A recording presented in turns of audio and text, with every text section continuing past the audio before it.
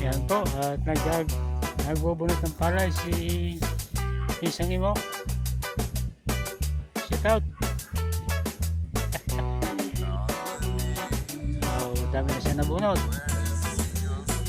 2, 3, 4, 5, 6, 7, 8. Yan. Yan, may pwede 1,000 na. Nasa 800 na po ang kanyang nabunot.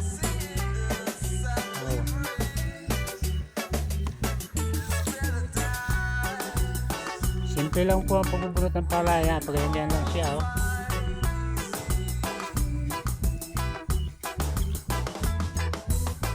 Walang masyadong putik.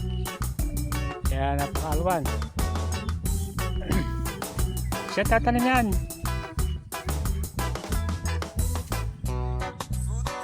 Oh!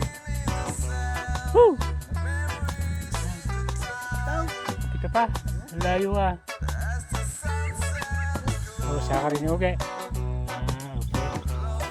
Kapito pa po ang dalan ito sa kabilang barangay pa. Kapito, Lian, Batangas. Shout out.